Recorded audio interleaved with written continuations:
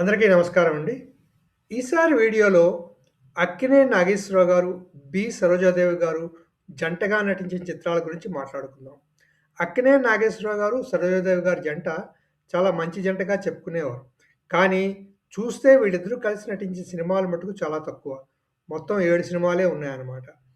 అక్కినేని నాగేశ్వరరావు గారు అందులో 6 సినిమాలు తెలుగు, ఒకటేమో తమిళం. తర్వాత మొట్టమొదటిగా నటించిన సినిమా 'భూకైలాస్'. ఈ చిత్రం ఏవిఎం ప్రొడక్షన్స్ బ్యానర్‌లో వచ్చింది. మెయ్యప్పన్ గారు నిర్మాత.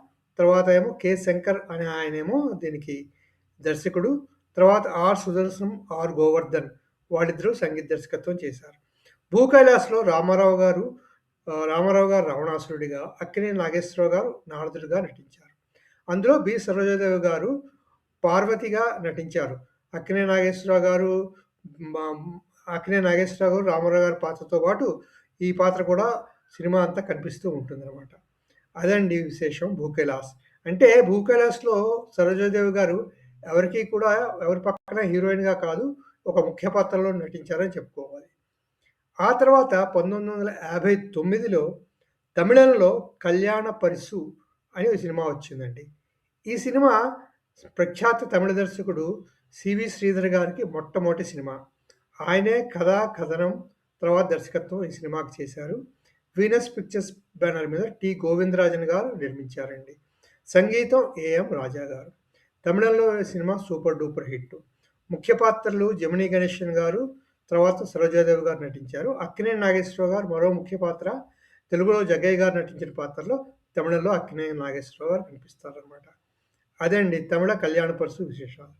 ఆ తర్వాత తెలుగులో 1960లో సివి శ్రీధర్ గారే మళ్ళీ తన కథా కథనం మాటలతో కథా కథనం దర్శకత్వంలో వీనస్ పిక్చర్స్ వాళ్ళే మళ్ళీ తెలుగు వెర్షన్ నిర్మించారు. దీని పేరు పెళ్లి కానుక అని చెప్పుకున్నాం కదా. నిర్మాత టి. గోవిందరాజన్. ఇందులో ముఖ్య పాత్రలు అక్కినేని నాగేశ్వరరావు గారు, సరోజాదేవి గారు, ఇంకో ముఖ్య పాత్ర కృష్ణకుమారి గారు కూడా నటించారు. అలాగే తమిళంలో నాగేశ్వరరావు గారు వేసిన పాత్ర ఈ చిత్రంలో జగ్గయ్య గారు నటించారండి.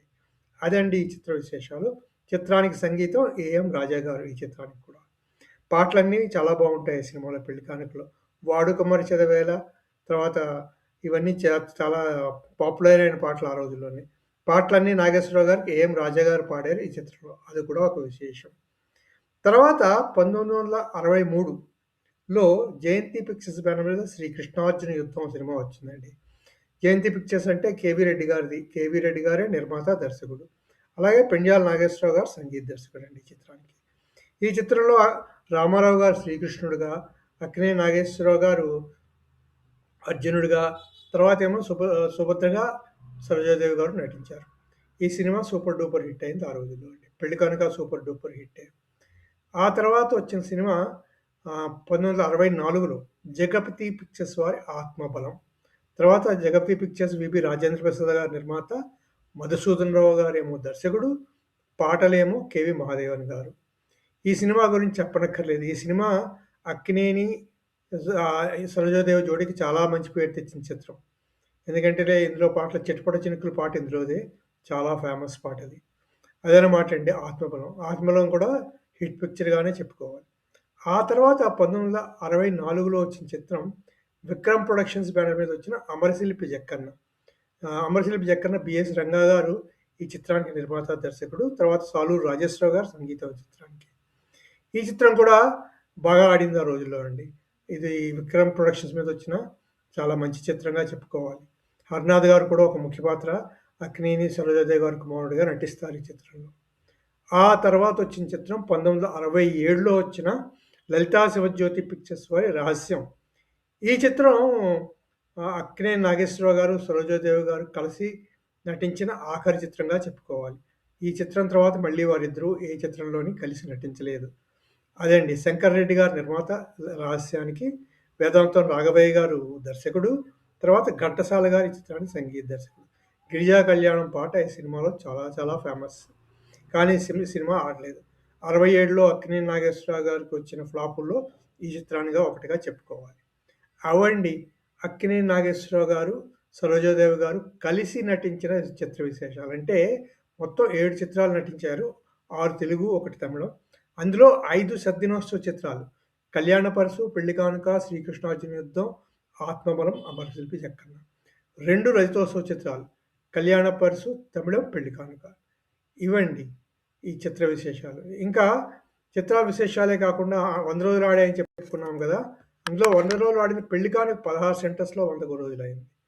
కృష్ణార్జున 12 సెంటర్‌లో, ఆత్మబలం 2 కేంద్రాల్లోని, తర్వాతేమో అమరశిల్పి జక్కన్న 7 కేంద్రాల్లో 100 రోజులు ఆడింది. అవండి వీరిద్దరి పేర్ల కాంబినేషన్‌లో వచ్చిన చిత్రాలు, చిత్ర విశేషాలు. సినిమాలు తక్కువైనా కూడా అక్కినేని నాగేశ్వరరావు గారు, సరోజాదేవి గారి పేరుకి అంటే జంటగా వారు నటించిన చిత్రాలకి చాలా మంచి పేరే వచ్చింది. కానీ ఎక్కువ సినిమాలు ఎందుకో వీళ్ళిద్దరూ నటించలేదు. ఎందుకంటే ఆ రోజుల్లో సరోజాదేవి గారు ఎక్కువగా 'ఎంజీ రామచంద్రన్' గారి సినిమాల్లో తమిళంలో నటించేవారు. అది కూడా ఒక కారణం కావచ్చేమో. తర్వాత మళ్ళీ ఇంకో విశేషం చెప్పుకోవాలి. సరోజాదేవి గారు 'ఎన్టీ రామారావు' గారి పక్కన కూడా చాలా చిత్రాల్లో నటించారు. అది కూడా ఇంకో విశేషం అండి. అవండి అక్కినేని నాగేశ్వరరావు గారు, సరోజాదేవి గారు జంటగా నటించిన సినిమాల విశేషాలు. మళ్ళీ ఇంకో వీడియోలో మరికొన్ని విశేషాలతో కలుద్దాము. అంతవరకు సెలవు. ఈ వీడియో మీకు నచ్చితే సబ్స్క్రైబ్ చేయండి, లైక్ చేయండి, షేర్ చేయండి. Thank you.